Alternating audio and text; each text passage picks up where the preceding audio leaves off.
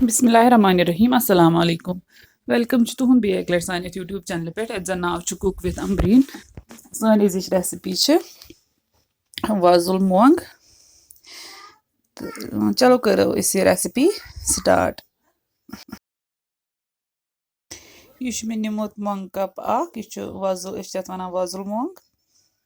Te yeh chu meh thomut chelit. Beh chu nimut ganda akh katrayit. वहीं throw ये मोंग throw pressure कुकरस मज अत throw बे आब बे throw अत नम सोबुत मरचांगन 3 बे त्रो यह गंड यह त्रो अथ मज बे त्रो नून चमचे अम पे थो अत वन यह ढक्कन बंद तो दिमो अत 2-5 स्टीम 5 स्टीमो पत खोलो अत ढक्कन इस दाल यह गम सॉफ्ट तो वन करो अत बगार यह करो थोड़ा मैश वन ये वन गह दिन अत दिमो गह वन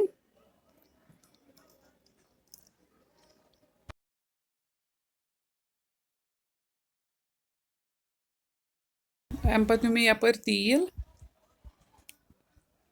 युथु गरम गस तो अत मज त्रो जीर चमचे बे त्रो अम पे अत मज गंड तो करो गंड वन फ्राई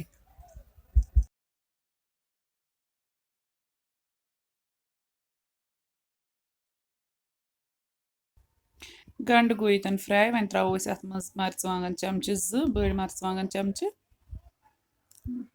तो यह थो इंडक्शन वन बंद कर करो ये मिक्स तो अम पे त्रो अत थोड़ा आब ताकि मरचांगन अत मज त्रा दजन कह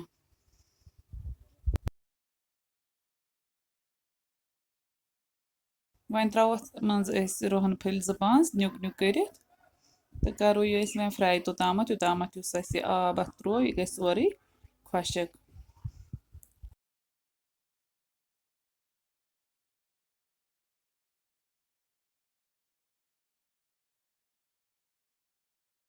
यन आब गोमुत ड्राई सोरे तो वन करो यस दाल थम पाक दित सह त्रो वन अत मज तो बे त्रो बे आब थोड़ा आब गिलास 1-2 त्रो अत मज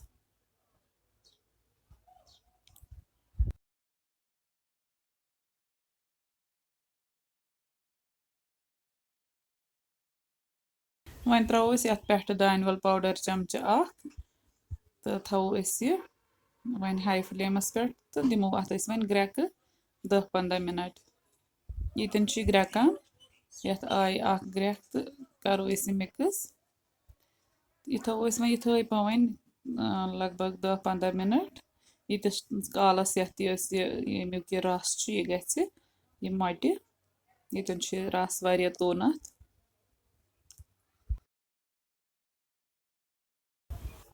10 मिनट गसित कोर चेक ये गोमुत रस मट्योमुत कलर तह असल आमुत तो अथ सन रेसिपी ये रेडी गमज वन करो यह सर्व तह अगर सन रेसिपी पसंद आम वीडियो कर लाइक तो शेयर बी दीजो पन फीडबैक कमेंट सेक्शनस मज अल्लाह हाफिज।